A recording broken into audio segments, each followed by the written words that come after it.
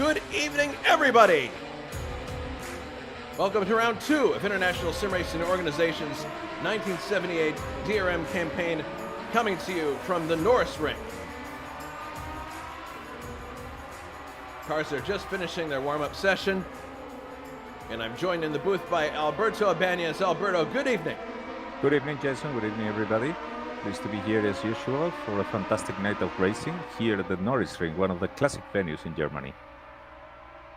Yeah, this is definitely one of the more unusual circuits we'll be racing at this year. And we don't have much time left in the warm-up here, and we're going to the race.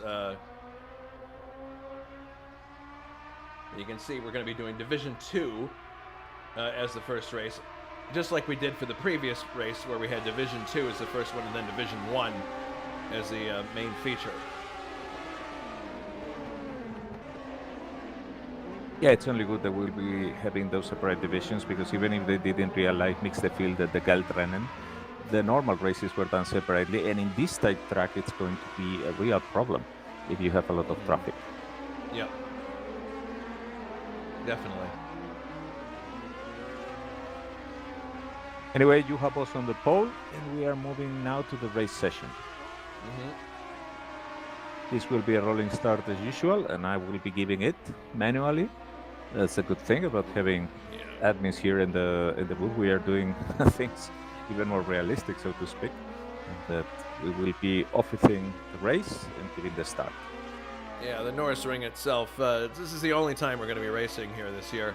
The event traditionally took place in the summertime. This is the correct layout of the track.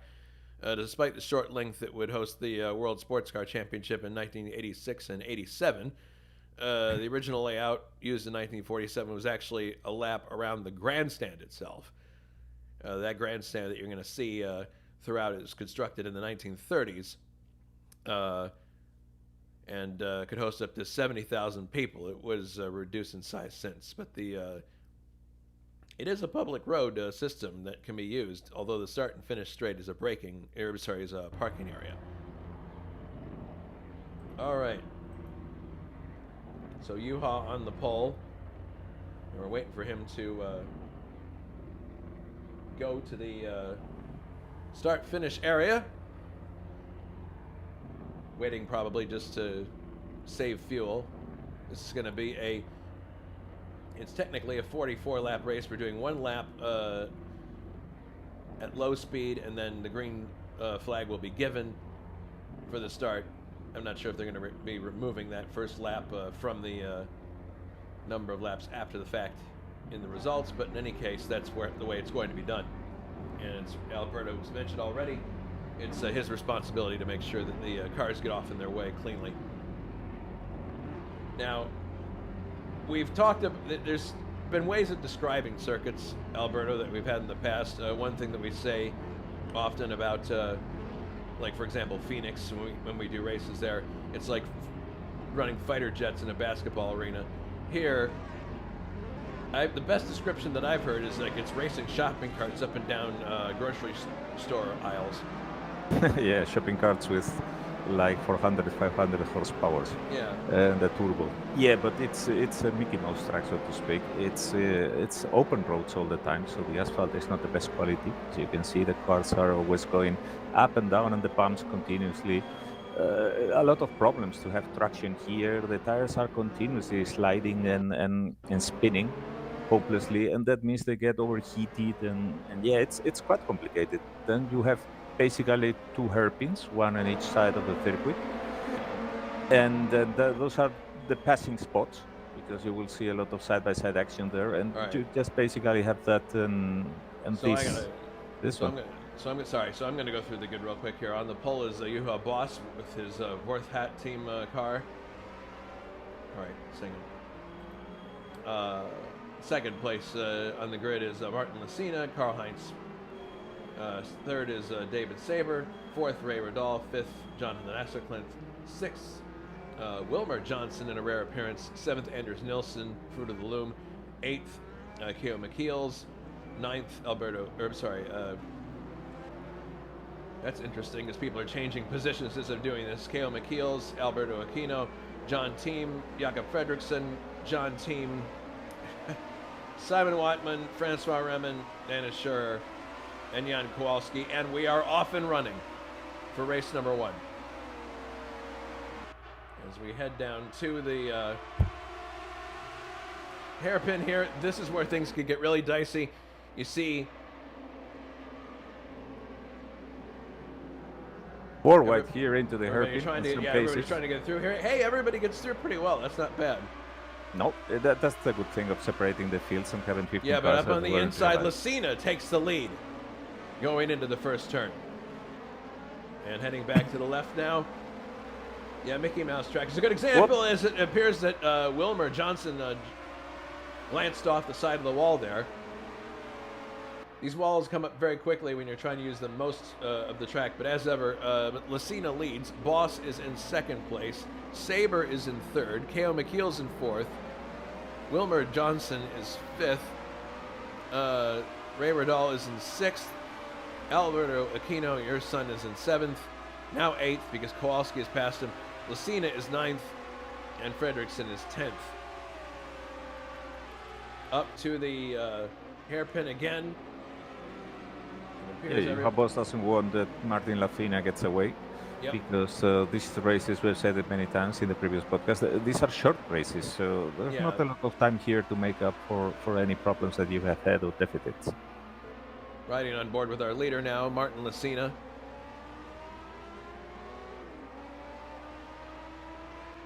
And we had a lot of cars, if I remember correctly, in the first race. Whoops! Francois Remen has spun there on the back. Uh-oh. And he's going to go tumbling down the field, unfortunately. And he may end up being a lapping hazard right away. But I don't think he hit anything, so fortunately, if the car is not damaged, he should be able to resume the normal pace. Mm-hmm. Yeah, as I mentioned before, the entire layout of this can be driven as a public road, but the start-finish straight is a parking area. Mm-hmm. So here we come down now to the hairpin once again. Get the wide shot here, and you can see everybody taking... Oh, my goodness. Oh, there's a piece of a car that goes flying off as they go into the hairpin. Yeah, right. Radal was there climbing up the curb. Yep. You see, with these cars, big slip angles, sideways section, you need to anticipate what the car is going to do when it gets sideways. So you're basically betting on the car not slowing down too much on the side wall of the tire and being able to hit the apex correctly. If you don't do the calculations wrong, then, well, like right with that, you might be climbing up the curb.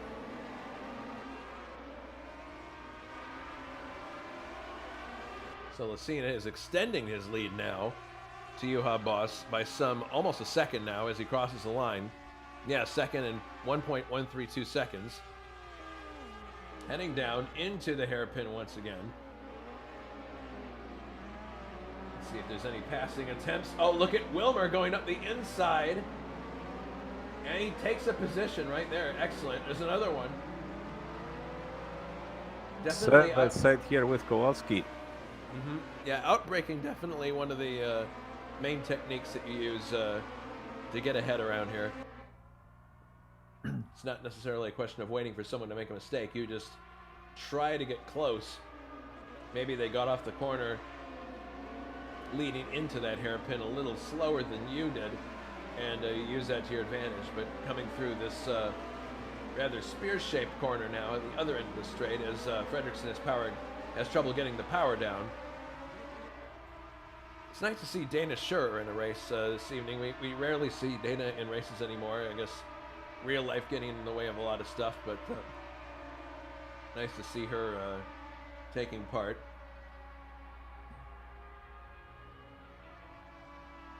And it seems that the BMWs are dominating this race. Yeah, Although, they are. It's quite interesting to see that Anders Nilsson, who was so hot in the previous race, is now there in 8th position. It seems that with these cars, few setup options and that, so you either have your mojo with the track or you don't.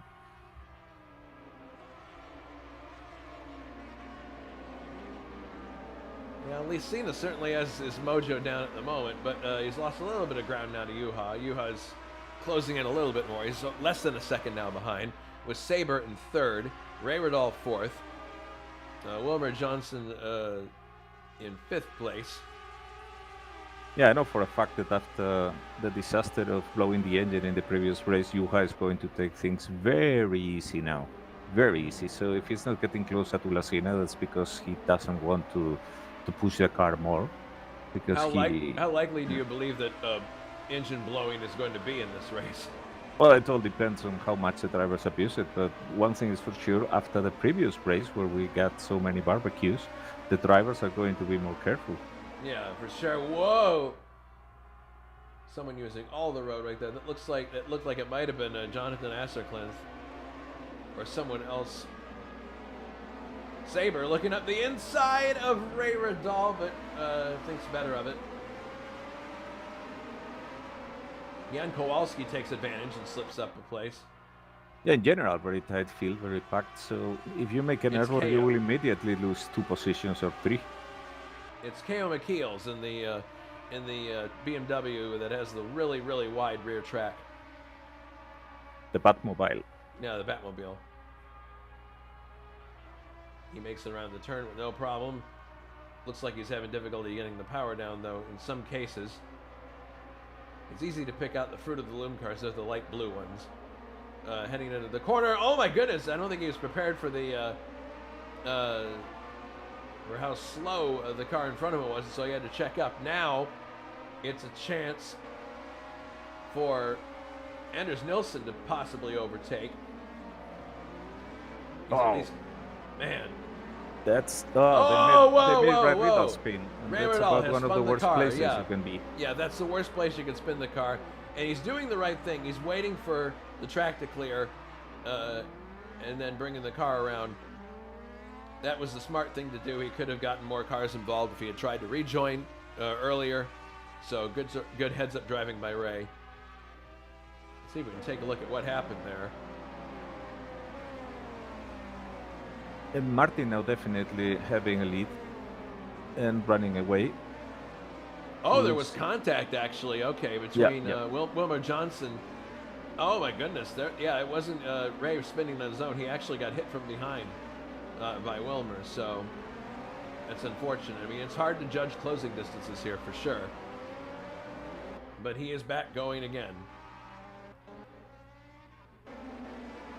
Messina continues to lead.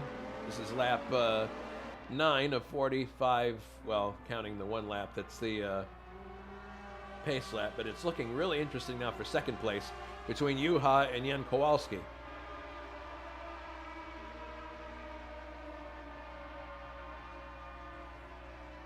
Into the hairpin once again. Look at the different lines that people are taking through there, trying to gain an advantage of some kind. Yeah, you can tell the tires are already getting hotter because you see lots of smoke there in the hairpin. Yep. I mean, the brakes are warm up, the tires are getting slippery. And Anders Nilsson slowly making his way up. He's now passing David Saber for 6th position. Mm-hmm. Look at this. We got a possible overtake here. Juha looking up the inside. Just can't quite get it done. Jan Kowalski right there. Yeah, but meanwhile, to the outside. Wilmer Johnson is trying to run through the back door. Yeah, he is. He might have a shot here. He's been more daring with the overtakes going into these hairpins, so you never know. We'll see what happens. Now he's too far back in this situation. But look at Juha up the inside of Jan Kowalski, and Wilmer tries to follow through but can't. Juha gets it done, but now he has to defend himself against Kowalski going into the next corner. Can he do it, is the question. The answer is no, he cannot. Kowalski overtakes him from the outside. That's really impressive. Yeah, I think in this track, the aspirated engines are, I'm not going to say the big advantage, but they pick up much better from coming out of the slow turns. Yeah. So even if the turbo, of course, gains momentum and over the whole straight is even quicker, might be even quicker. The thing is that, I mean, look at that. I mean, until that big turbo gets spooling, the aspirated engine, now Juha is catching up, you can see that. But at first, coming out of the hairpin, as the aspirated engine has the advantage. Mm-hmm. Yeah, here they come back down to the hairpin once again, and see another try. Another try by Juha, just can't quite get it done. But there's the problem there. You can see how his car fishtails as he's coming off the corner. He's trying to put the power down, but he's having difficulty. And this is where Wilmer is looking for opportunities in the white car now. Yeah, all this is helping Latina a lot because... Oh, Lacina's just streaking away while this is going on. He loves this. This is exactly what he wants. As far as he's concerned, they can keep fighting all the night. Yeah, they can keep fighting all they want. He doesn't care because it's just it just makes it easier for him. Although Kowalski is coming quick. I mean, he just took a big dent in Latina's lead. Yeah. And if he has clear space and is not hindered by someone trying to overtake him, we're going to very quickly see what he's capable of. No. Oh! It's like Kowalski had a moment there, but but look, I mean, Kowalski was obviously pushing it in an effort to get to Martin Lacina, and here's the result. Tires overheated, lock the brakes, and slide out. Mm-hmm. So you need to be careful because if you open a gap and you are getting a big lead like Lacina here, it's not because you've done some Banzai lap or 2 Banzai laps. It's because you have been doing a steady work. Look at Wilmer. Look at Wilmer up the inside, and he's got Juha. At least for the time being, let's see if Juha can counterattack on the next hairpin. This is very exciting stuff. Coming down towards the hairpin. There goes the turbo compared with the Juha's definitely got a shot here. He's going to try to... Yeah, he's got the... Juha apparently is of the turbocharged variety. But look at Wilmer up the inside. Using an inside line. Man, it's like he's throwing a rope out and just like Tarzan going around the corner. Look how he takes off. I mean, so the aspirated engine allows it. And also, the funny thing is that when they come to the hairpin, because the Escort is going so much slower than the BMW which is passing, even if they brake at the same point, the BMW has to kill like 10 kilometers per hour extra when compared with the Escort. Right.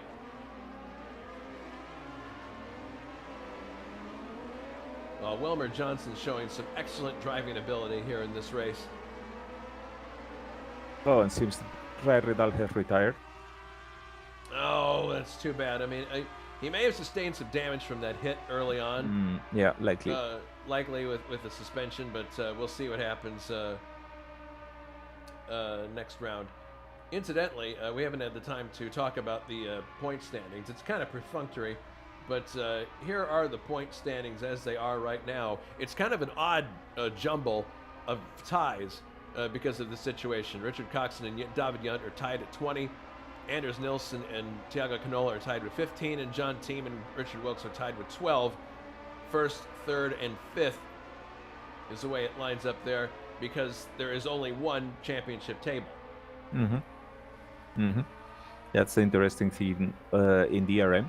Because you're not just racing the guys in this race, you're actually racing the guys in the other division too. Who gets the most wins is the one who is going to clinch the championship. Lacina just streaking away here, really taking advantage of the fight that's going on. Yeah, and I think when you got an aspirated engine like this one, it's very... Yeah, Kowalski there apparently sliding here because the tires must be very overheated, but like I said, it's very important because this is a battle between aspirated and turbo engines that you really score the points and do what you have to do in the tracks that are advantageous to the type of car that you are driving, because otherwise you're going to suffer a lot later. Yeah, and clearly tire degradation is going to play a huge role as the race wears on. We're not even midway through it yet, and if tires get too hot and too degraded, it's going to be a problem for some people towards the end. No question about it. As K.O. McKeel's his end fishtails again. It looks like Nilsson might have a shot at him this time, coming down to the hairpin. Maybe. I don't know. That turbocharger kicking in again. So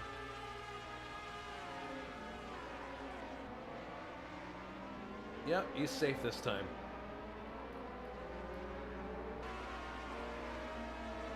Yeah, he's now much closer to Lacina. Yeah, he is.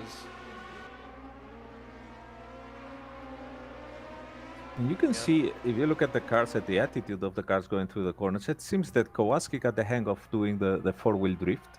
Whereas Lacina is leaning much more on the front tires. You can see the difference between where they are pointing and where the car is going versus Kowalski, who has less steering input. It's a much more neutral four-wheel drift. And that's obviously going to kill Lacina's front tires easily. Whereas in the case of Kowalski, at least he's overheating and wearing out all the tires the same. Back down to the hairpin once again. Lacina very well, a little bit of smoke, but looks like he's controlling that car really well. Kowalski continuing to close in. Whoa! Lots of action now at the hairpin because they are lapping Simon Wattman, and there was a traffic jam there. Yeah, so if you look at the standings there, you have a Turbo in the lead, a BMW, a normally aspirated one in second, an RS in third, and then you have two turbocharged BMWs, KO being the one in the Batmobile. So yeah, it is really interesting that you don't necessarily have to have a turbocharger here in order to do well.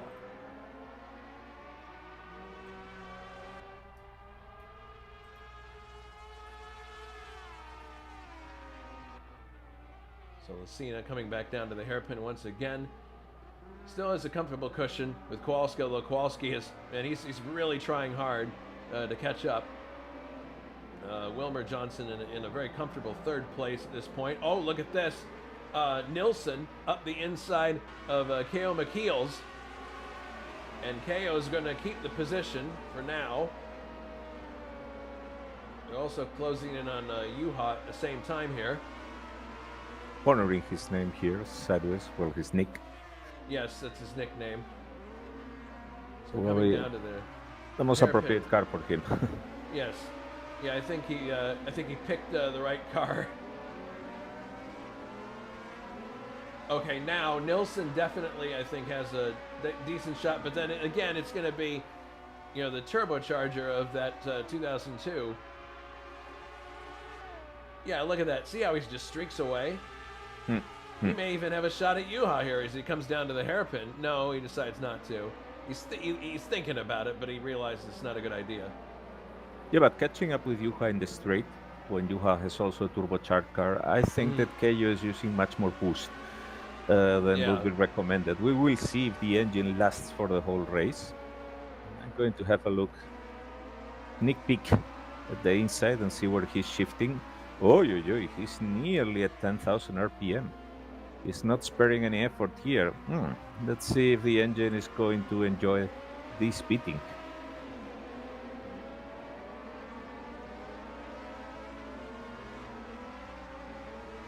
Yeah, Barry Lynn is asking a question about the differences between the cars in Divisions 1 and 2. Once this action subsides here, we'll definitely try to answer that question. But... yeah, basically it's a engine displacement thing. Yeah, that's the main There's difference. Also look at a little bit of a love tap there from KO and Juha. Nothing serious, but it does give Anders the chance to attack. Look at that. Coming up the outside. Oh my goodness. Oh, KO totally got the back end sideways there, and that's going to leave... Yeah, absolutely, Anders leaves him in the dust there. And he might even lose another position. Up the inside, David Saber. Look at the rate of closure, too. Oh, KO! His rear tires are definitely giving him issues here. Spawning behind them.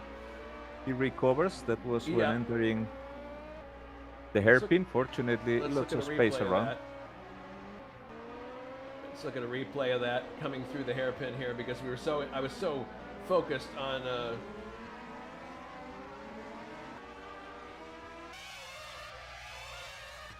replay here. Oh, KO gets spins now. Yeah, KO spun on those earlier. Tires.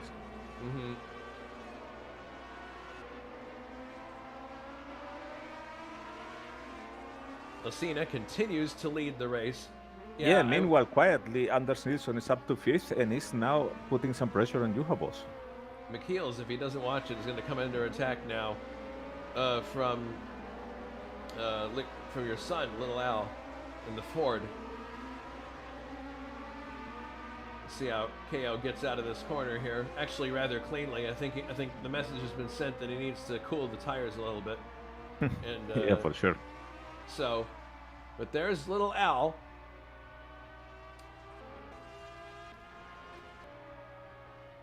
From a blimp shot here, he's see if he gains any.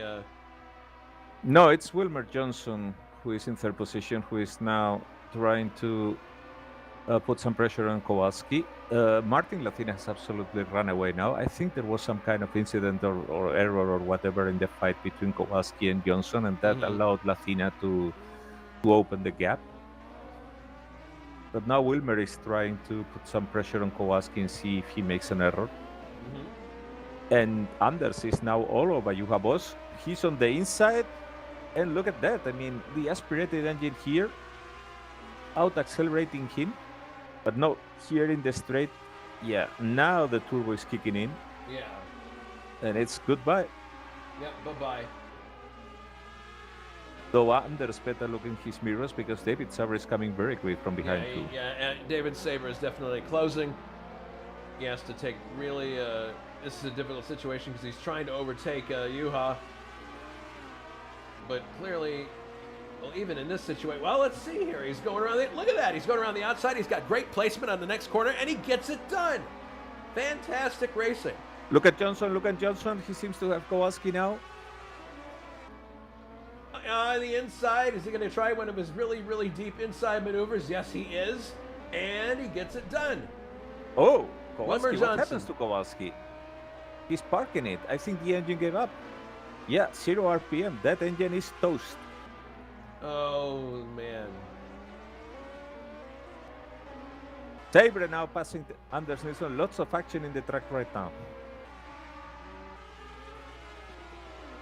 Yep, Sabre by Anders Nilsson as they head to the hairpin once again. But yeah, lots of cars very close together, and you can see how if you misjudge the closing distance at the end of the straight, and here comes Nilsson around the outside of Sabre. Look at that. He's done that a number of times this race very effectively. Yeah, seems to have mastered very well that left-right kink, and he can swap sides for the car very, very quickly and efficiently. All right, coming down to the hairpin, or the second hairpin once again. It really, a lot of what happens here is decided on the previous hairpin. If you get a poor exit, it gives the person behind you a chance to possibly close. But if you're turbocharged and that turbo kicks in, that might save you from being overtaken. Sabre now with the run on Nilsson. Yeah, he's got a huge run. Look at that. Coming down to the hairpin once again. Looks up the inside. I think Nilsson's kind of boxed in there by Juha, but no, Nilsson's got it. Nilsson has the position. Sabre having another look, but there's really not enough room there, or he's not close enough. Oh my goodness! We got a car that spun. It is David Sabre. Oh, that's too bad. But he's able to get it back going again. He spun at a very fortunate point, just at the exit of that left-hand bend where there's a lot of space there. And he wasn't actually on the racing line, so he could get it going again pretty quickly. But that drops him to 7th place, just behind your son, little Al. Oh, he does it again! David spins the car again. Oh, no. Yeah, it seems that the tires are really, really overheated now, and he should wait and cool them down. The thing compounds. If you push the car continuously, you're just going to make the tires hotter, and it's just an exponentially worse problem. You need, as hard as it is, you have to discipline yourself and give yourself the time to cool the tires down so that they'll perform again. Absolutely.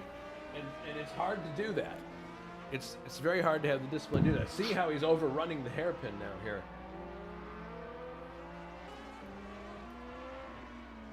So your son's doing a good job here. He's in 6th place. Yeah, well, that's also because Kowalski retired. Yeah, he's taking advantage of OPP. No doubt about that. Yeah, we will see towards the end of the race because we're barely past half of the race now. That's true. Still a lot of time here for many engine barbecues. Yeah, it could be. There have been people in the chat forecasting barbecues. So that may end up happening. We've already seen one in the form of Jan Kowalski. There's only one car that's a lap down at this point, and that's Simon Watman. So that speaks to the skill of these drivers. The pace is pretty even throughout. It's not a. Can you imagine if they ran this race with both Division 1 and 2 cars on the same circuit? Yeah, that's why they did. In real life, what they did were 3 races. I mean, first, every division raced alone, and then they had the Geldrennen that was not part of the DRM. Look at Nilsson now, coming out of the hairpin, making the most of the. But here is when the turbo enters. Here, past the start-finish line, and that's when Juha says goodbye. So that Geldrennen, the money race, that was run with all the divisions in the car, and it was not part of the DRM championship. Yeah. And that's the reason why special cars were entered here. For example, the famous 935 Moby Dick, the long-tail Porsche. Oh, that's right. Yeah. But it was not a championship race. It was a race just for the money and the prestige of it. All right, so Anders holding station behind Juha right now. We'll see what happens. If there's any opportunity here. Coming into the hairpin. It's amazing. Oh, look at that. Anders takes a much tighter line, but look at that. Look at how he's able to get off the corner. Now we'll see what happens when Juha gets the horses going, and there he goes. He just pulls away a little bit more. Must be really frustrating for Anders. I'm sure it is. I'm really sure it is. I mean, Anders clearly has the measure on him in the corners, but just can't seem to match him on the straights. As I believe it was Richard Coxon mentioning in the chat, gearing has a lot to do with how you do on the circuit like this, as well as whether you're turbocharged or not. So. Yes, because you have the 2 hairpins and the exit of the left-hand combination. Yes. And if you got the engine in the proper RPM range, you really get the push there. But if you don't, you're lagging behind, and then you don't have enough time before the next corner. All right. Anders having another look at Juha here. I don't think. Right behind him is Jakob Fredriksson lapping now Simon Watman. Wilmer Johnson having a very interesting moment there at the hairpin. He better make sure he doesn't overcook his car. Yeah, he's pushing as hard as he can, because the difference between Lathina and him, the distance is hovering all the time between 5 and 4 seconds. I don't know if it's due to errors or Lathina taking it easy at some point, or whatever the case. Now, for example, is barely below 4 seconds for the moment. And I think that Wilmer is, when he sees that Lathina is like that second closer, he gets motivated to keep pushing it, but then Lathina runs away. All right, and now we're going to see the same thing played out again. Juha pulling away from Anders Nilsson. My goodness. Yeah, that's got to be frustrating. But if we think that it's all action and point and squirt and stuff here, wait till we see Division 1. Yeah. Division 1's going to be even more of this. And I wonder if we're going to see a lot of spins in on hairpin exits in Division 1. Quite possibly. Yeah, you can very easily get too optimistic with the throttle. Anders glanced the wall there, not too hard, but he's got to watch that. He's got to be careful. He doesn't want to damage his suspension before the end of the race. Heading down to the hairpin. Yeah, Anders is studying the situation, and I think that the good thing for him, I think that what he will be trying to do, this is the start-finish line where they are now, and he knows that Juha with the turbo can overtake him, but it's usually from the start-finish line onwards. So I think that Anders' plan is not to overtake Juha now, unless Juha makes an error and makes it easy, but to stay there and in the last lap try to outdrag him to the start-finish line. Yeah. And Juha probably knows it and will try to block in that last corner. But this is a quite complicated situation, because the turbo in Juha's car, it takes some time to get spooling. So if he gets out of the line, the usual line, the one that is best for him to go quicker through the corner and keep the reps high and the turbo spooling, just to block unders, he could find himself in a dire situation later, because even if he blocks it, the car is completely dead. Look at that. Yeah, More or less what happened here. Yeah, the car he can has, be completely dead coming out of the corner. He has complete. I mean, Anders has great purchase coming out of that corner, and Juha is just dying as he comes out of there. And here's the result at the end. Nilsson's trying different lines now to see if he can think of something else here, but my goodness, it's just not. He's probably going to have to settle for fourth unless something really, really dire happens, like an engine malfunction or some kind of a spin or something. But he's there, keeping the pressure up. He's not giving up. I've always been partial to drivers who have this never give up attitude, even in the face of sure defeat. Yeah, meanwhile, I should say that in the front, everything is the same. There's a 4.5 seconds cushion between Lathina and Wilmer Johnson. Wilmer's pretty much got second secured there, and he's had a pretty good race. Well. I mean, look at that. I mean, he has lost a lot of ground, probably due to worn tires. Mm-hmm. And Juha and Anders are closer to him than ever. Look at this. Here comes Anders. Oh my goodness! Tries his outside pass, gets it done for the moment. Now can Juha counterattack here? Here's the part where Juha really needs those extra horses, and he's got them, and gets back by Anders again. So I wasn't expecting to see that happen, but that was interesting. Yeah, look at this. Anders this is an aside of what Anders is going to try in the last lap. Yep. Heading down the straight here. Now Juha, in theory, should be able to out-drag Anders before they get to the hairpin. And here he goes, up the inside. Yeah, that's the way that Juha is telling him, don't even try it because it's useless. Yeah. But it's true that Anders didn't change lanes, at least once, that he's allowed to. Juha just break himself. Yeah, and Anders too eager with the throttle there. Yeah, Anders threw it away there because he was too eager getting off the corner, but Juha will retain the position heading into the right-left combination on the backside. So the only two options that Anders has to make that dash for the start-finish line at the last lap is either he has overtaken Juha and has been able to open a bit of a gap, or he outdrags Juha but forcing Juha out of the line so that he really has a slow time with the turbo spooling. Yep. Whatever the case, it's very complicated for him.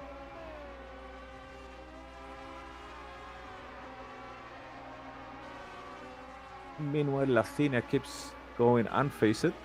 He has even given a second to Wilmer Johnson. But I think that's because he's pacing himself. Yeah, we're getting closer to the end of the race now, and I think all cards are on the table here between. Oh, look at that! Nilsson nearly losing the back end of the car. I think all of the cards have been put on the table between these two, and they know what they're capable of. And I don't know, barring some kind of big mistake, I think we're going to see them finish in this order. But I've been proven wrong before, so we'll see what happens. Fredriksson, we haven't talked about him at all, but he's fifth. He's another guy who's taken advantage of other people's problems. Moved up the line. Your son is in sixth place. Little Al. Seventh, K.O. McKeel's still going in spite of the difficulties he's had. Eighth is John Team with his headlights on. Ninth is Jonathan Asserklint. And 10th, David Saber. Those are I believe, the top 10 points that are scored. Let's look at the... Yeah, Jonathan is catching up and trying to overtake John Team, who seems to be playing a psycho job with the lights there. Yeah, he may not even realize he has them on. Could be. I've made that mistake myself. That's, if I'm not mistaken, Mark Schurer's car, the one that John Team is driving. beautiful livery of the Buller Swiss watches. The same that he also had in the Pro Car races was sponsored by the same makers of watches. Yeah, this is pretty much the best contest on the track right now between third and fourth. All other... Lacina is now only 1.7 seconds ahead of Wilmer. How did that happen? I'm not sure if there was some kind of error or he has been taking it easy.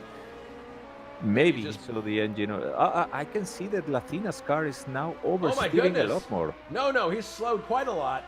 Wilmer is definitely closing on Lacina. This is unexpected. Either Lacina has been taking it easy, trying to conserve the car, or he has a problem, one or the other. No, I can see he was oversteering a lot more, so I think the tires are acting on him. All right. Look at that. There goes Lacina by Juha. And now Juha... Or I'm sorry, Anders, yes. And now Juha's going to just streak by. But look at this. Anders has got the inside line. Maybe he can make something out of this. I don't know. We'll see. No, it's Juha's just got too much power. But yeah, getting back to Nilsson, if his tires are too hot, he had to slow up a bit.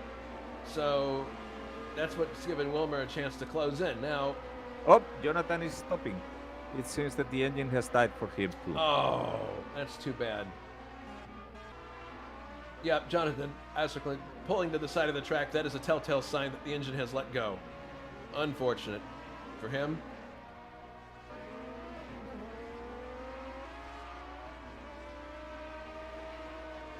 Messina is still in the lead. You can see Wilmer just behind him.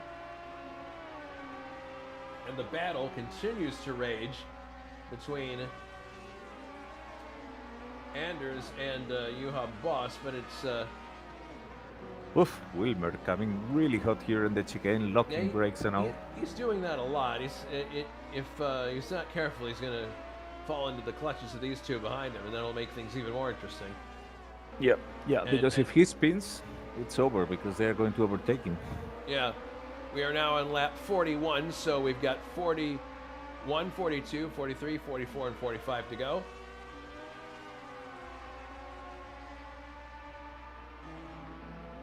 Heading down into the hairpin once again. Both taking about the same line as Juha. Has an engine. Is that an engine failure? It is. Juha's engine stopped. Unbelievable. Anders goes on into third place. Fredriksson up to fourth. And Little Al is going to be in the top 5. Oh my goodness. Oh, what disappointment. Well, this isn't over yet. Well, actually, look now at how close Wilmer is to our leader, Lacina. It's just a little over 0.6 of a second. Yeah, this must be... Oh, Wilmer there. Getting sideways. This must be heartbreaking for Lacina, because after having dominated the race, now he's going to suffer a lot in these 4 laps that are remaining. All right, so heading into the last turn here. And there's a lapped car ahead that they have to deal with also, which is going to make things a little more complicated. Wilmer getting a very nice exit there off the corner. Accelerating down the front straightaway. Let's see how Wilmer handles the hairpin here. He's been really letting it all hang out. Oof. Oh! Jesus Christ. Look at that. That is really...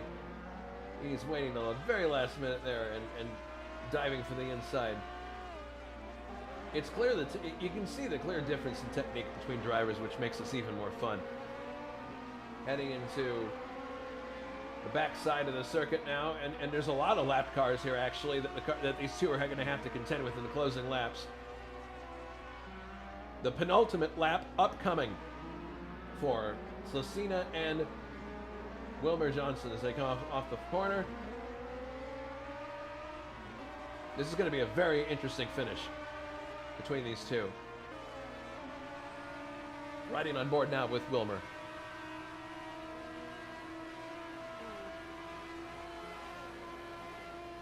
And there's Francois Remen getting out of the way of both cars. Very smart. Oh, look at that, Lacina! He put his car against the wall coming in. Wilmer sees an opportunity, can't take advantage.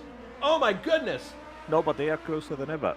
Yeah, they are, because you can see there that Lucina was almost right up against the wall. I don't know if there was contact, but definitely there was a moment there that could have spelled disaster for him. As they're coming off of the left-hand corner now onto the back straight. Wilmer is setting him up to pass here and try to break him. There is a signal from the back marker, Simon Watman. Very sporting of him. He doesn't want to get in the way of this fight. They don't use a white flag for final lap, but it is the final lap upcoming here. Look at them side by side now as they start the final lap of this race. Fantastic stuff. Yeah, it seems that the BMW has a bit more legs here in the main street. Yep. It does, but here comes Wilmer with his classic move up the inside. Is it going to work? Not this time. Well, wait a minute. Okay, he's got the lead briefly here. Let's see if there's anything that Lucina can do about it on the inside. He's going to late break him coming in. Can he get it done? He's on the inside. Yes, for the moment, but then... No, yeah, Lucina's got it, but look at this. Wilmer's coming back on the inside. This is fantastic. This is great and racing. if Lucina had some boost to spare in the turbo, he's probably cranking it up to the maximum now. My goodness, here they come down to the final hairpin, which will tell the tale. A fantastic run. Yeah, a fantastic run by Wilmer. There on the power. But it looks as if, coming to the line, it is going to be Martin Lucina winning. Well deserved. Well deserved in any case. Well deserved win. He led basically from start to finish. What's up here? Kayomi Kills is fourth? That's interesting. Oh, Little R retired. Okay. Wilmer Johnson in second. Anders Nilsson is in third. K.O. McKeel's in fourth. I'm sure he's happy with that, considering the rough race he had occasionally here. John Thiem is in fifth. David Sabers in sixth. Dana Schur is seventh. Francois Remen is in the garage already and is eighth. Ninth is Little Al. 10th is Simon Watman. So he's going to score points even though he was a lap down. 11th is Jakob Fredriksson. 12th, Juha Boss. 13th, Jonathan Asserklint. 14th, Jan Kowalski. And 15th, Ray Riddall. Very exciting race. Yeah, that was great. That was great to watch. All right. Okay, I can see Little Al's engine died also. So we get Francois Remen engine, Little Al engine, Jakob Fredriksson engine, Juha Boss engine, Jonathan Asserklint engine, and Jan Kowalski also engine. So lots of engine failures here today. All right. So let's have a look here and see. Nobody is in the green room at the moment, so we are going to take a breather. And the surfer will be reset. We'll be coming back a little bit later on for race number 2, which is the Division 1 monsters. Yeah, and I'm off to prepare the thing a bit more. So, that's right. See you later. All right, thank you very much for your help, Alberto. We appreciate it very much, as always. And we will be right back for race number 2. Everyone take a breather, and we'll see you in a little bit.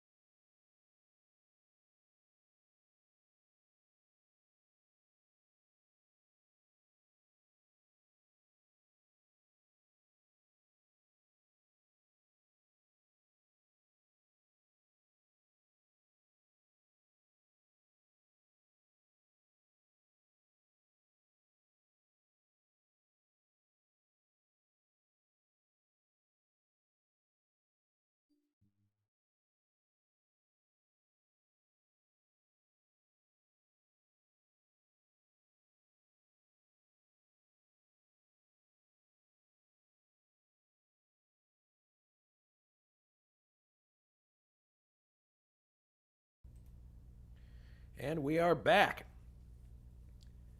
So upcoming is Division 1, and I presume that the drivers are undergoing their briefing right now. Well, it's just finished right now. Excellent. And with me in the booth for this Division 1 race is Juha Boss. Juha, we're glad you're here. Sorry about your untimely demise in race number 1 in Division 2, but it was a lot of fun to watch, I'll say that. It was. It's just 5 minutes too long, but it was fun while it lasted, and maybe it will last a bit longer on the next track. Hope so, anyway. All right. Well, we're delighted to have you in the booth with us, and I believe we do have someone waiting in the green room patiently to talk to us pre-race, and that would be Gabriel Sturr, who has been waiting patiently. Gabriel, how are you doing this evening? Or, of course, now he's probably stepped away from his microphone. But maybe he was in the green room just by coincidence. Well, in any case, this is Division 1. These are the super-powered cars in what Juha has called basically a Porsche Cup race. But one driver that's provided some interesting footage for us so far in the series is Matthew Cibinyani, and he's driving the Toyota. And the big question mark with that, Juha, would be, is that car going to finish a race? Well, I don't want to jinx him, but most part of this track is a long straight and another long straight, so I wouldn't put too much money on it. Sorry, Matthew. Well, I hope for his sake he will finish the race, but well, let's say he doesn't have a car for it. actually, we have a shorter warm-up here than I anticipated. Yeah, there's five. It was a 15-minute warm-up, so 10 minutes have gone by. So we now have 5 minutes and change left until we turn these beasts loose. The top 5 in qualifying are as follows: Thiago Canola, Richard Wilkes, David Jakes, Jules Bouchard, and Jason Whitehead. So a lot of usual suspects up front, but all driving Porsche 935s, I believe. All are in 935s. I think Wilkes is the only one in the different spec of 935, the K2. And everybody else has the more regular 1977 version. Mm-hmm. Speaking of which, you provided some interesting notes ahead of this race, and it turns out the race that happened the year prior to this one was kind of a demolition derby in Division 2 between Zaxby's escorts of Hans Heyer and Armin Hane. I hope I'm pronouncing his last name right. But and Eddie Cheever was in there too. So anytime Cheever's involved, it's going to be interesting. Well, it was very interesting because the BMW junior team got a bit aggressive and the opposition retaliated in a similar fashion. So I think every car hit the other one at least once. And no car finished the race unscathed. And it got to that point where the BMW, well, one BMW won the race. For the next race, the team manager decided, well, we're withdrawing the entire team and we're hiring other people. Wow. We were all sitting it out. Dang. Well, not so much this year. Historically, in 1978, Division 1 was won by Schurte in the Jägermeister 935 ahead of Ludwig in the Jello number 9 and Wallach in the Valiant 935. And we see one of those Valiant 935s on the screen now in the hands of David Jakes. Division 2 historically was won by Harald Ertl in the number 55 Sachs BMW, who beat Hane's Escort and Schur's BMW. And all these cars are present in the mod. That's great. Yes. Yeah. I think this was maybe the only win the Jägermeister car had all year long. Because it had lots of bad luck. So in real life, this race was near the end of the season. And it took them a long while before getting it right. And I think the team actually ceased to exist after that year. Because of the poor reliability and success they had. Yeah. Yeah, we are running these slightly out of order from what they usually are, but this still should provide an excellent race. I would think, and you can correct me if I'm wrong, Juha, that a lot of what's going to determine the output of this race is going to be capitalizing on other people's mistakes, exiting hairpins. Yeah, correct. Don't give it too much throttle. Don't make sure you don't go over the revs, because that's probably killed a few people in the Division 2 race. Because, well, you have to go down to, well, first to second, then you have to have the reflex of going to third quick enough. And I think a few people, me included, occasionally missed that one. Even if the effect isn't visible immediately, in the long term, it does show up. So it'll be interesting to see how these Porsches do, although they've got lots of torque, so they might get away with running taller gears, whereas we couldn't. We had to rev the life out of it and killing it prematurely. There's another look at the track map for Norris Ring. Looks simple, but with cars of this magnitude, anything but simple. Hauling them to a stop and then accelerating back up through the gears again continuously for 44 laps is definitely a challenge. Coming up at ISO, a crown jewel in our season, I believe, of racing, the Monaco Grand Prix 1958 edition, which is the second of 10 rounds, 1958. I'm guessing that Jonathan's probably going to be broadcasting this next Sunday. Race start is actually at 1900 CET instead of 20. That would account, I think, for the 100 lap distance. It does, because it's a very, very long race, and we don't want to have that one running until near 11 o'clock in the evening. Yes, I would agree with that. Trivia question for those of you to ponder while this race continues. Who holds the Group C lap record for the Norris Ring? Is it A, Jean-Louis Schlescher, B, Bob Wallach, or C, Walter Brunn? We'll have the answer later on in the broadcast. All right, so the clock is ticking down now to 30 seconds to go. And before long, we'll be lined up and ready for the Division 1 race. You also mentioned here that after the Division 1 and 2 races, there was a non-championship race with combined field called the Geldrennen, or money race. 100,000 Deutschmarks, or at the time would have been $52,600, was at stake in this particular race, and it was won by Bob Wallach. Jackie X was qualified the Moby Dick 935, fourth, but he didn't finish. Moby Dick wasn't entered in the Division 1 race, so it wouldn't take points away from other Porsche drivers. Correct, and the car we have in this mod is driven by, I think it was Dave Miller who's in that car.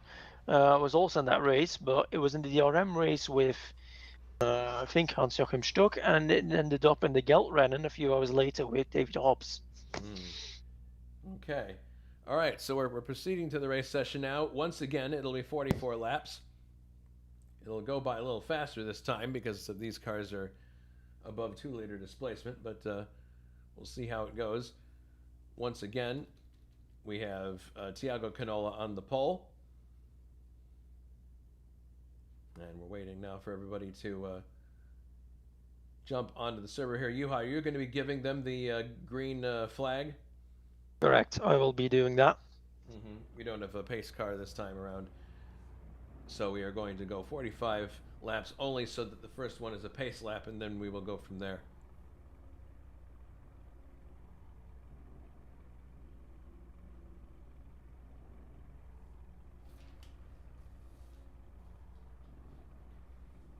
Tiago waiting until the last minute to go to the grid.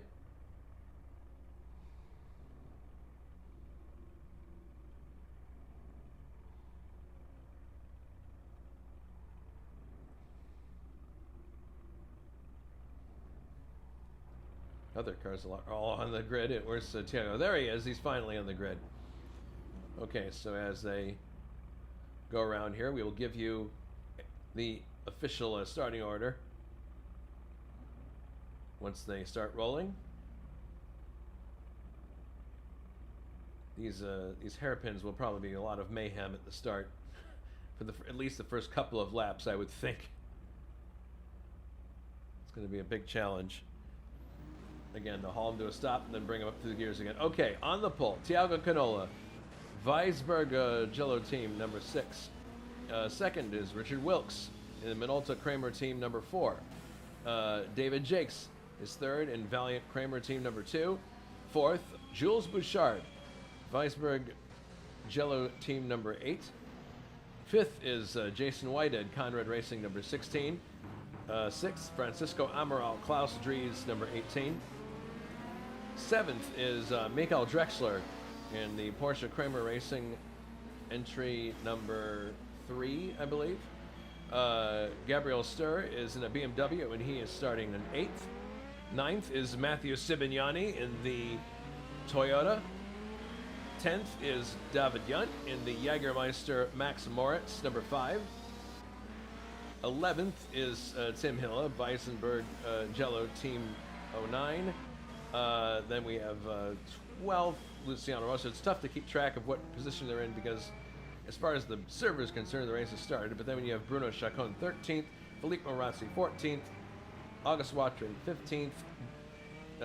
I believe Dave Miller is somewhere in there. 16th is Alberto Ibañez. 15th is Dave Miller.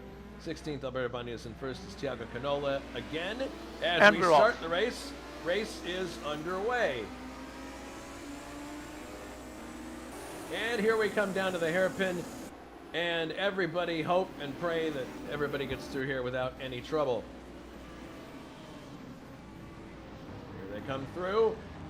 Well, looks pretty clean so far. That was clean, good. Everybody through the first hairpin without any trouble. Toyota's already up to 4th place. Look at that, as Canola leads. Bouchard is up to 2nd place. Richard Wilkes is 3rd. Matthew Cibinyani, as I mentioned, is 4th. David Jakes 5th. David Yunt is 6th. Tim Hill is 7th. Jason White at 8th. And look at this. Here's they come. It's a perfect pair of Weissenberg cars as they head into the next hairpin and accelerate down the straight. So lap 1 is complete already. Canola leading. Coming down towards the hairpin.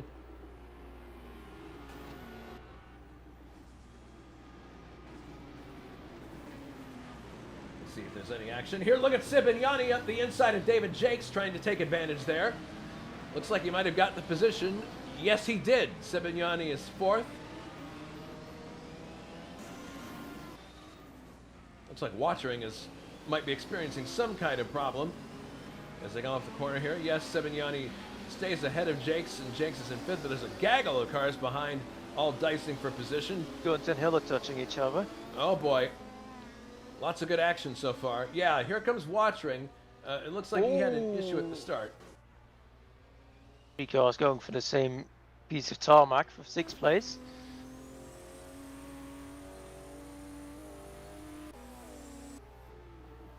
They come down to the chicane I'm sorry, not chicane. Hairpin one more time. Oh, well, we got contact on the front straight between Hillen and Whited. Oh no. As Cibinyani is going for another position. Was it heavy contact or just a slight glance? No, just a nudge, but just before the braking.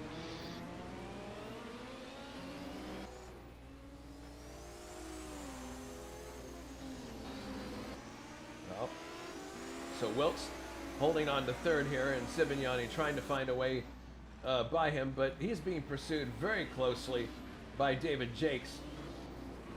So lots of drama here involving the Toyota car already, which I would not have deemed impossible. Here comes Jakes down the straight. He's going to see if he can set up Cibinyani heading into this corner. Cibinyani's got to be very mindful of the nature of his car. He wants to get to the end. He's looking up the inside of Wilkes, but Wilkes has got the better line going into the next corner, and in any case is out dragging him. There he goes. Gets the job done. It's still Canola and Bouchard, teammates out in front. Quite a big margin for Canola. 2 seconds he has over Bouchard already. Yeah, well, all this fighting back here is very similar actually to what went on in the Division 2 race, there was a lot of dicing for third, fourth, and fifth places, and that really. Oh, and Hillo passes Junt for fifth after a bad exit from the hairpin.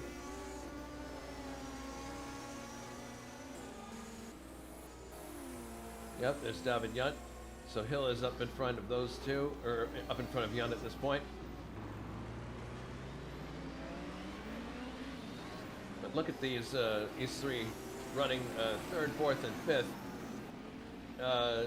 My guess is that Jakes is going to get frustrated after a while here running behind Matthew. But we'll see how this pans out. Meanwhile, there's Jason Whited going up the inside of Gabriel Sturr, and he gets it done. Takes the position. Whited 9th place now.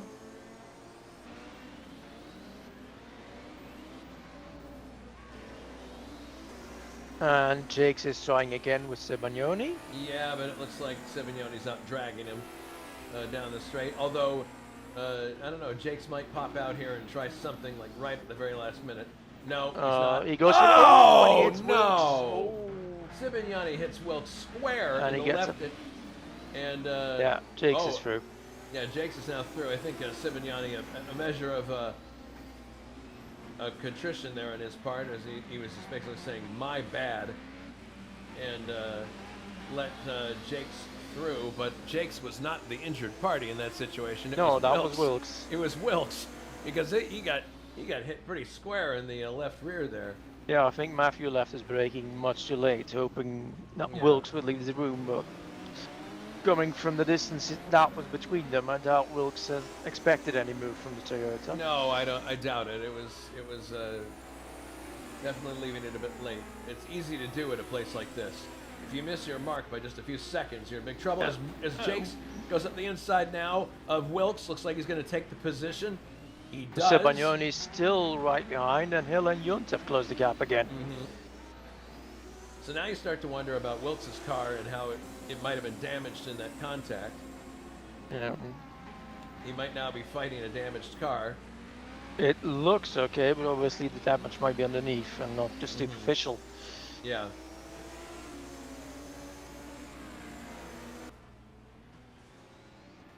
All right, heading down to the hairpin once again.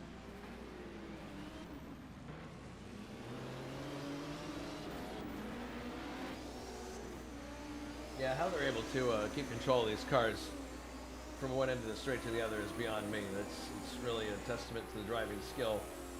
Yeah, Canola and Bouchard have essentially checked out. Well, Canola especially, as he's 7 seconds ahead of his teammate.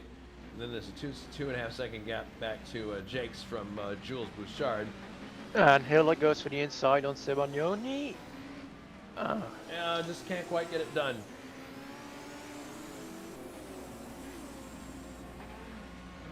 Looking again. Yeah, having another look, but then he's got David Junt right behind him, who obviously wants to move ahead quickly. Junt actually now alongside and takes the position back from Tim Hilla. So now it's going to be Junt versus Cibinyani. Yeah. That will be interesting. Mm-hmm. Don't think David will want to waste too much time behind him trying to catch Wilkes. As he sees Wilkes there, and he knows that time is of the essence. We're already entering lap 10 of this race. Sounds like a normal. This was actually 44 laps. Yeah. Heading into the first hairpin one more time. Cibinyani very controlled on exit there. Maybe he's gotten the message and he's got to be careful. I wonder if he's missed a gear there because Maybe he Junt did. suddenly dropped back as well. Yeah. Possibly. I think Junt may have the measure on him on this one.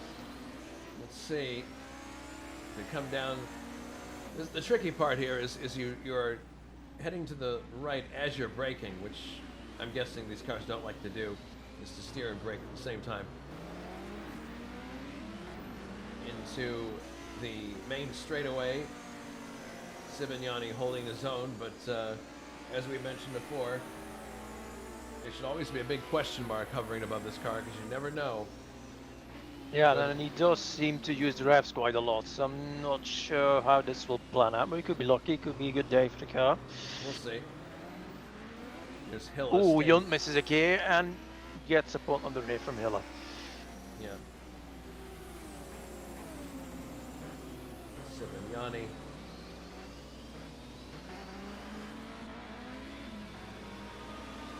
It's a little bit of a breather there after that interaction between Hilla and Junt.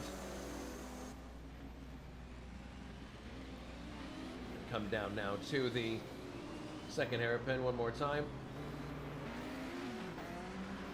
Looks like there's a bit of a lag issue there, but in any case, Cibinyani seems to have a little bit of a breather. And it's pretty generous gaps now between, although it looks like Jakes is starting to close a little bit on Bouchard. Yeah, he is. The gap is now down to 1.2 seconds. Canola is extending his lead. 1 second now Yeah. on my screen.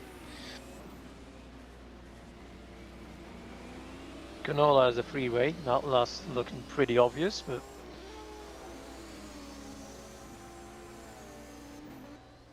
Jake's taken half a second away from Bouchard, just Oh, in look 1 at this sector, now, Jake's- and he looks to be going for it. Yeah, he's going for the undercut there, but not going to get it done. Now, No, but the slipstream might help him. it might. We'll see. Coming down the long straight now. Yeah, he's going to make a shot here for second place. No question about it. Heading into the hairpin, no. But he takes a wide angle here, squares off the hairpin to try to get some purchase on the inside of it at the exit, which he does, but he's not really in the right place for the next turn. Nope. And he slots in behind Bouchard. Wilkes But he's holding- making his presence felt. He is. He's keeping the pressure on, which is what you can do in a situation like this. Evenly matched cars, relatively, but you just keep up the pressure and hope that the person in front of you makes a mistake of some kind. These three all staying really close together. And Cibinyani is enjoying a nice cushion between himself and, well, I see what's going on there. Watchring has just been lapped, so that's actually caused the gap to open up considerably. So it's just the unfortunate nature of where Watchring was, I guess. As Jake seems to go for another undercut. Yep. Got a good Another. exit. Maybe. No. No, but if he gets a better exit from the next left-hander, it could be very interesting. Because Bouchard had to the brakes, and I don't think Jake's had to. Closing in, Okay, look at this. Jake's pulling alongside, looks but like he's pulling he's on the alongside. outside. He's on the outside. But yeah, he's trying different lines. See, Yeah, I look think at he that. has He's got it. better purchase. Yeah, look at that. Around the outside. Bouchard comes back on the inside. Okay, this upcoming hairpin is going to be interesting. But David Jakes for the moment has second place. I think he's going to keep it Yes. when we get down here to the hairpin. Indeed, he does. Yeah, Jakes a very controlled deceleration. Vital line from Bouchard. Yeah, very nice.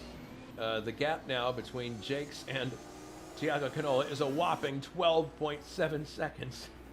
So, I mentioned earlier, this reminded me of Division 2, only in the sense that lots of battle for position was going on in third, fourth, fifth, and that led the leader to just basically take off.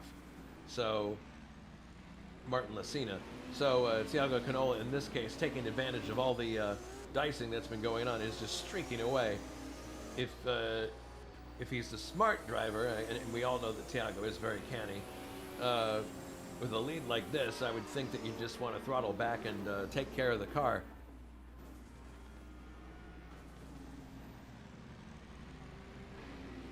There's Bouchard, who's now in third place and coming under attack, or at least under the, he's definitely got the attention of Richard Wilkes, and Wilkes is looking for a way to get by. Wilkes, who started second and slipped down to fourth, is now looking to claw his way back through the top of the order. You can see how these cars twitch as they come down to the bottom of the straightaways here. And look at that, Wilkes has got. It looked like he had a little bit of purchase there, just a tiny bit, but just not enough to get underneath Bouchard. That's the key.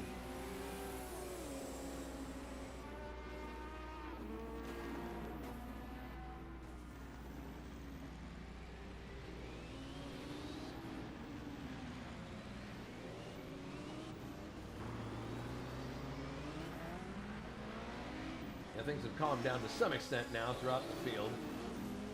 Well, there's still an exciting battle towards the rear end. Filippo Marazzi and Alberto Ibañez are having a spirited fight.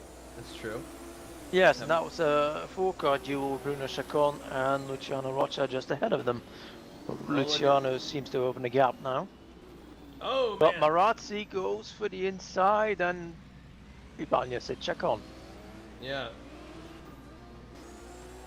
That was a pretty. And looks like he's sportingly lets him through again. Yep. There they go. Fight between gentlemen drivers. Yep. Yeah, that's the thing about Alberto for sure, and others in this series. You have certain drivers that you know you can race very comfortably with, and know they're not going to put you in a odd situation. And they'll soon be lapped by Thiago because he's now exiting the final hairpin. And I'm sure they're all going to make room for him and not get in the way.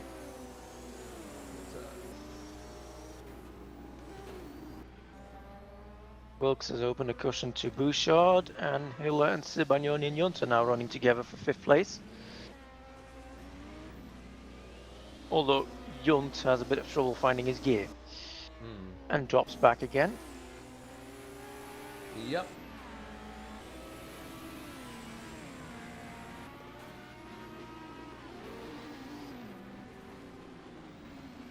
Yep, Cibinyani down to 6th now and right with Hilla. And I was about to say Chacon going for the inside of Marazzi while being lapped by Canola. Yeah, this one backs out. Oh, yep. Here comes Canola now cutting through the back of the field. Gets by Chacon with no problem. Next target is Marazzi, and he comes up the inside. That shouldn't be too big of an issue. No, it is not. There you go. Bruno makes use of it to close up with Felipe. He Oh, got too enthusiastic Bruno. there, Bruno. Yeah, but that's kind of a lazy slide there. Not even a spin, but he'll should be able to recover from that. He tried to seize the occasion, but that didn't help. No. Easy to get greedy with these cars, I would assume. Very easy. Yes. Division 2 as well. Just easy to overdrive them, but you'll suffer eventually. So the gap now is almost 13 seconds between the leader, Canola, and second place, Jakes.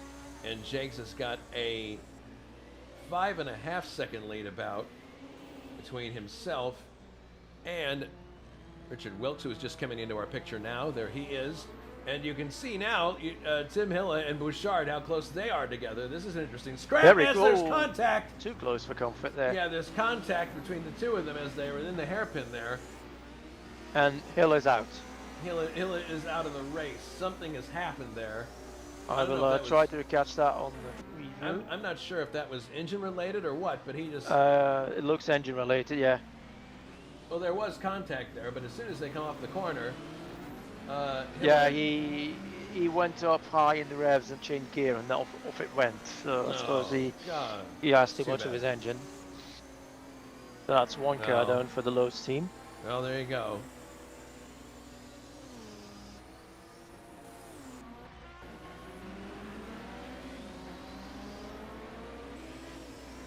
Meanwhile, Junt is taking a shot here at Cibinyani, who has risen back to 5th because of that retirement. Cibinyani protecting the inside line. I think Junt's pulling off at Jakes here, but trying a different line. But Cibinyani seems to have the better exit. Yeah, he does.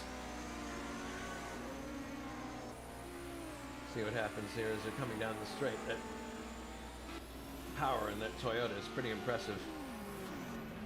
But of course, It is. He does seem to get the car working. when it's running, it runs really well. Just the As soon problem as it's is, a halfway point, Yeah. that's when it becomes critical for that car. yeah, it is halfway just now.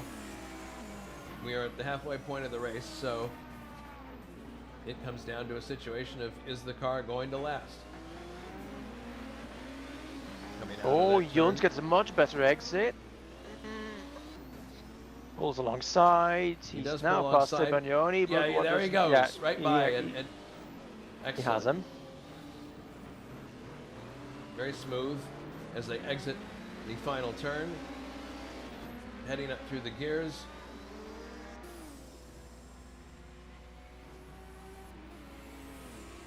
I forget where Matthew started, but it wasn't in the top 5, and he's probably happy to be where he is at this moment, given nature No, of Matthew the car. started 9th. Now he started 9th, so yeah, he's having an excellent race for himself so far. And I say so far because, as we've mentioned, the car is very unreliable, so we'll have to see how it finishes, if it finishes. But there you can see, you mentioned in the notes for us that this the front straightaway is used as a parking lot, and you can see there from our chopper shot, the parking lot space is marked out. It is, yes. You can drive over it. It's not a problem. You just have to chicane through parked cars. Yeah. But the rest of the year, the track is actually there as you see it. I've driven around it. You can easily do the full layout.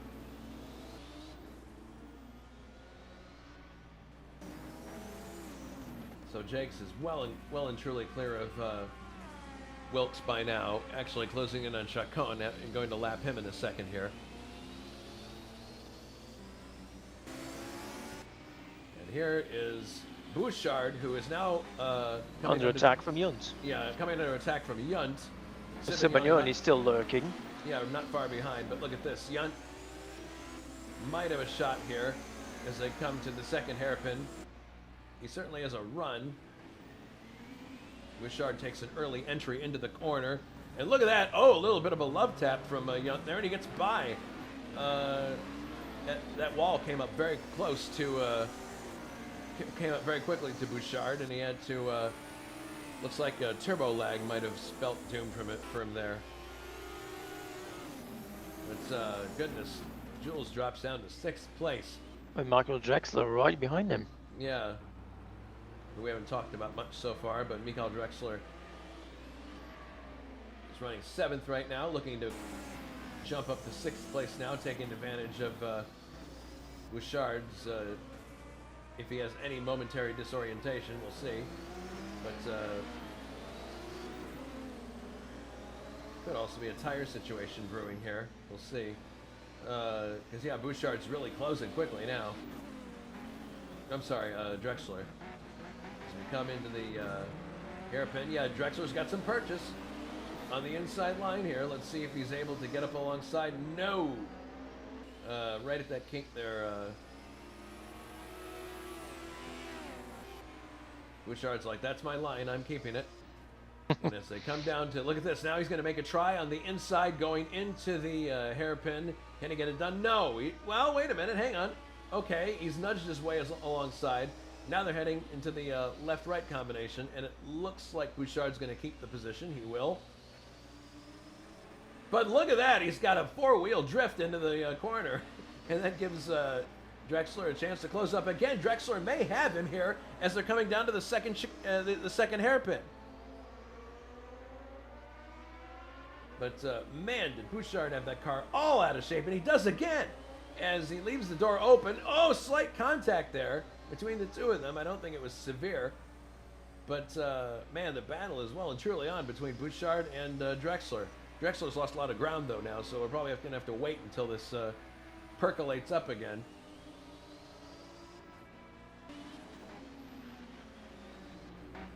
And news from the back of the field, we have lost Filippo Marazzi and Jason White to engine failures.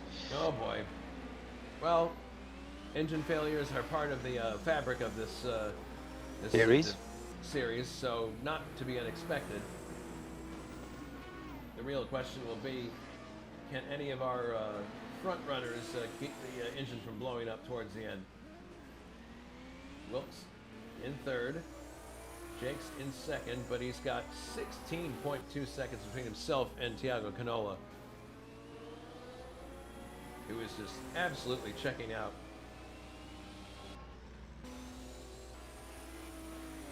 Yeah, the gap between Young and Cibinyani is definitely increased. And, Yeah, I think the closest fight we have is Bouchard and Drexler yeah, for Bouchard sixth. and Drexler for sixth. Then that one is going to take a while to heat up again because they. Well, there's only half a second between them. There was that very awkward exchange at the second hairpin, but Bouchard is definitely having trouble with his tires. In this section in particular, we got a yellow flag locally here. Not sure what that is. Yes, someone It with is an Wilkes. engine failure. Wilkes' car. It's an engine failure, and it's Richard Wilkes. Richard Wilkes is out of the race. Engine failure in that Porsche.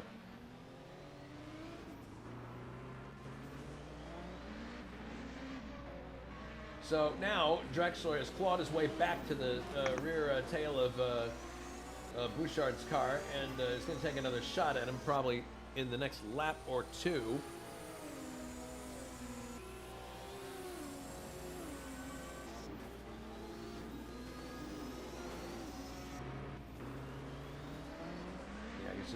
He's reeling him in slowly. He's just waiting for the right moment. But Bouchard seems to have particular difficulty in the right-left combination that's coming up right now. He seems to have a lot of trouble right here. Not this lap, but in previous laps he's had a hard time slithering the car through there. Yeah, Drexler doing a good job staying right with him.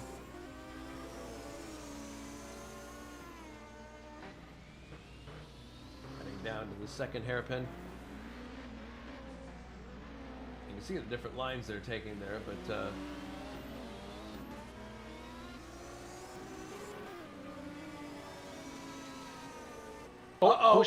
Bouchard's engine has failed. Bouchard's engine has failed, and that is the end of that battle.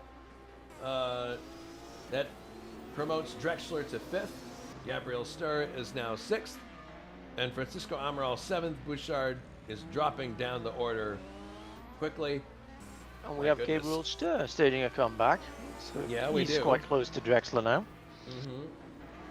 So it's not all a Porsche show. It could be there could be a BMW that slots into this scenario at some point. We'll see.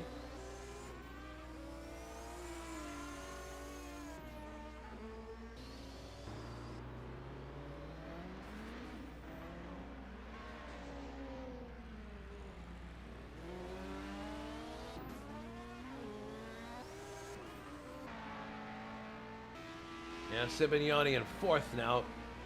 Probably just praying that that thing holds together. Because we've got we're on lap 31 now, so we're getting towards the closing stages of the race itself. Well, 15 laps to go. That's still one third of the race. Yeah. Having lost 5 cars to engine failures already. Yeah. Doesn't One bode third well. of the field. Well, we'll see what happens.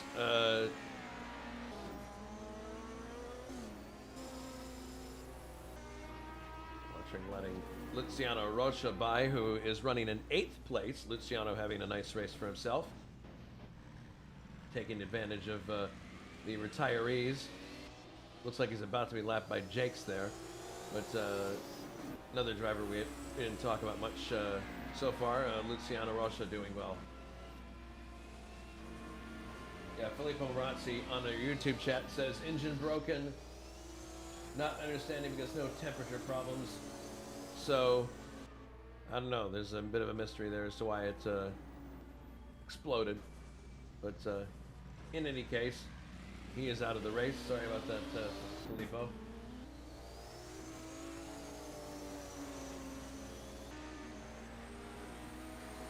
And this may be a good time to get the trivia question out of the way while we have a moment when there seems to be a lack of action on the track.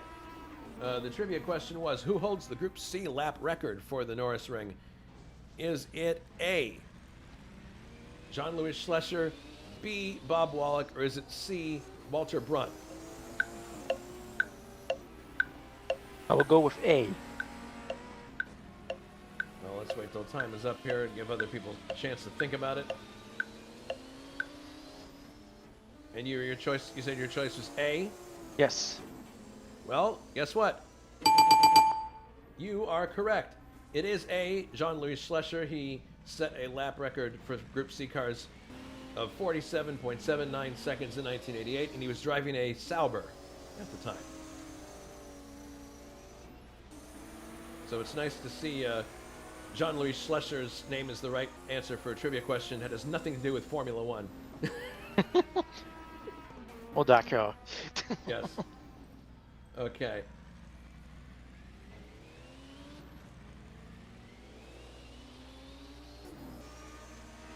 I'm looking for interesting battles on track, but everybody seems to be spaced. Alberto Ibañez is heading for the pits with what looks to be a dead engine.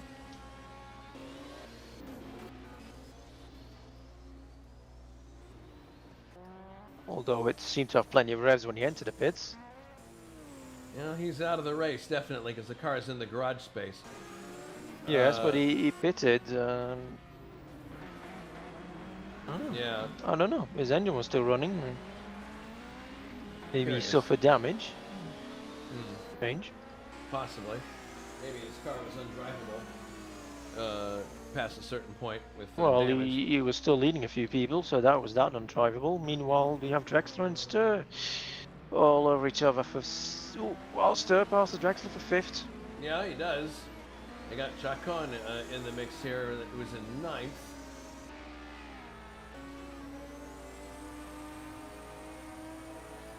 We can watch it from behind here, and Bruno's getting the blue flag to let them by.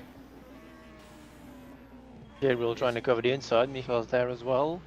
Ooh, not sure if he hit Chacon there. No. Michal has a better exit. There he comes again.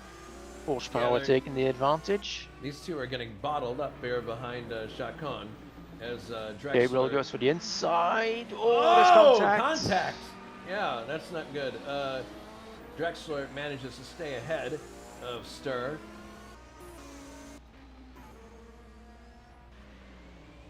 Here they are. They gotta try to find a way around Chacon, and this is going to continue. Stur up the inside, gets nice purchase, coming down the front straightaway now through the little kink. But Drexler is just as powerful on the outside there. Well, he's got a little. Looks like he's going to slot in behind, or maybe try. Stur is staying to the inside there. Let's see what happens as they come down to turn 1. Stur on the inside line. He's taking Chacon, and Drexler gets through as well. Okay, so Chacon ceases to be a impediment, and the two of them now racing each other without a back marker to worry about for the moment. Although We've also lost Francisco Amaral. Meanwhile, I suppose that was shoot. engine failure as well.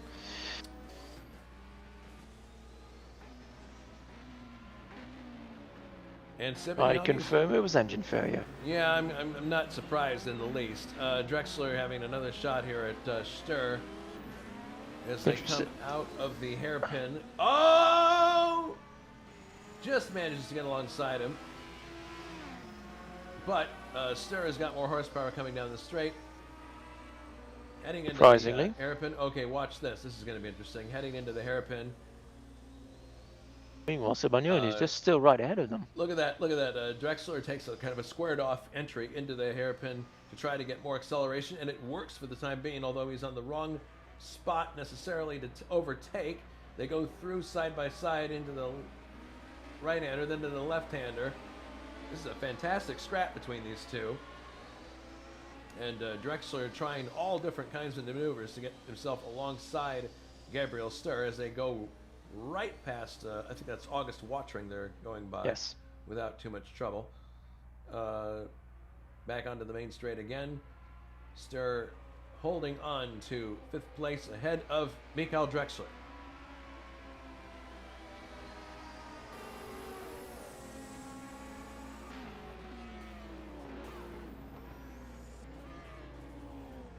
My goodness.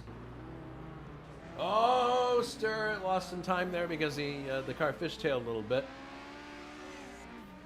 Here comes Drexler up the inside. Can he get the position? Yes, he does. Drexler up to 5th as they head into the switchback. complex, but Stur's right with him. Not going to let this go.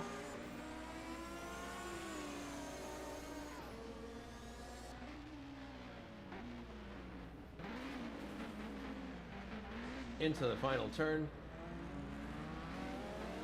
Cibinyani misses a few gears, I think. Yeah. Might Maybe have. they'll allow Michael Drexler to close up. Oh yeah, that's right. There is Cibinyani, so chance that he might become involved in this fight. We'll see. But Cibinyani running in 4th place, probably hardly believing his luck with that engine. I'd like to point out, mine was still running at this point in the race. Okay, true. So we don't know what's going to happen. We really are just kind of guessing, but yeah, definitely. I think Cibinyani is in some kind of engine saving mode at this point, and you have Drexler and Stur. They're going for the Royal with a inside. battle. Look at that. Close, but not close enough. No, not close enough. He's not gonna be able to get alongside there. And yeah, from the sound of it, it sounds like Cibinyani is having gear selection issues. We'll see. We'll see how that manifests towards the end. As Cibinyani takes a wide line there, exiting. Could this spell doom for the? No, he's still going. Still going. Still going. He's like the Energizer Bunny. Right. So, Although Michal's getting really close now. yeah, Stur. The view from his car, looking ahead at the battle between now Michael Drexler and Cibinyani. Interesting, though, on races so many Porsches, we find ourselves with only one Porsche in this fight. Yeah, it's true. In the best fight on the circuit, we have only one Porsche in it. That is interesting. This is the view now from Drexler's car. Trying to out-drag or Cibinyani, can he go for the Cibinyani. inside? Can he go for the inside? He's thinking about it, but decides not to. Maybe if there's a sharper exit, he can. Oh, Cibinyani blocked it No. nicely. Well done. Good effort, Well, he's but on the the outside horsepower now. speaks. Oh, Oh, look at that. Up the inside. Or out, now on the outside, actually. But, better exit now. It looks like, oh, it gets a bunch of no! from Stur and Oh, Drexler both unfortunate. spin out. Stur gets his car going first. Drexler does not. Drexler loses a position. Well, no, that was Canola lapping. Yeah, it's a But, little Canola through. But Drexler lost out there big time. Now down to 6th place, and Stur very solidly that was- cemented in 5th place. Yeah, but that was Stur's fault, quite frankly. Yeah. That's a shame. That's put an end to a nice fight, and it probably allows Cibinyani to take 4th. Yeah, assuming his car holds together. And just as I say that, It goes. it goes. Cibinyani is out of the race. Engine failure. Oh. And How- Stur and Drexler at it again. And Stur sportingly lets him through. Nice That's gesture from interesting. Stur. That's He let him through, he flashed his headlights and backed off. Well, Stur realized that that situation was his fault, so he gave the Sportingly. position. Sportingly gave the position back to Drexler. That was very nice of him to do that. And Cibinyani will still get a point for all his efforts, because So many retirees. There's Yeah. so many 9 cars left running, and he'll be classified 10th. Might even be classified ahead of August Watering. So he'll get points for it. He might, yeah. He actually might get classified ahead of Watering. I don't know. We'll have to see how it shakes out here. But very close to the end of the race here. This is the penultimate lap. Or actually, no, this 2 more laps to go. This one, 44 and then 45. Stur really took a big bite of that curb there as he went through the first hairpin. Tiago has 1 more lap to do after this one. Oh, well, that would be an important piece of information. Thank you. As he comes down to we're so used to looking at these other cars, we forget how far ahead he is. As he comes off the last corner, this is the final lap for Tiago Canola.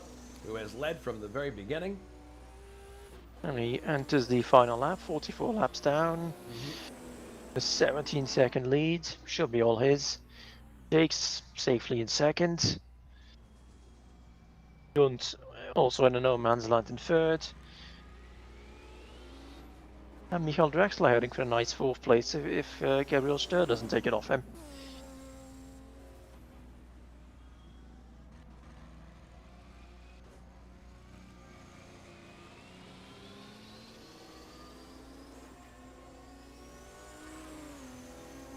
And that's Iago heading for the final hairpin. Yep. And a very, very smooth drive for Thiago. No problems whatsoever. He exits. Headlights on. Yep. A good job by him. Exits the final turn, and he is going to win the Division 1 race. Excellent result. And for his him, engine goes. just as he crosses the line. Engine went to, I don't know if he shut it off. He must have shut it off. In any case, here comes Jake's in second place. Just behind the lapping Bruno Chacon. Gunt exiting the final hairpin to finish the race behind his teammate. On the road, but not in the results. Third place across the line is David Yunt. And Drexler already in the garage is in fourth. Gabriel Sturr is going to finish in fifth. I think he's already crossed the line. Yes, Rocha is going to finish in sixth place. He didn't get a lot of TV time, but that was an excellent drive for him. Seventh, Chacon, another person we saw only briefly on screen. Miller, another person we didn't talk any about actually, finishes in eighth. So good drive for him. Ninth, Matthew Cibinyani, so he gets more than just 10th place. And August Watring is going to cross the line in 10th place. Those are the last of the running cars right there. Cibinyani being a DNF. 11th was Francisco Amaral. 12th, Alberto Ibañez. 13th, Jules Bouchard. 14th, Richard Wilkes. 15th, Filippo Marazzi. 16th, Jason Whited. 17th, Tim Hilla. And that is the final car that was competing in this race. So there you have it. That is, or was, Division 1. Two great races. A lot of it happening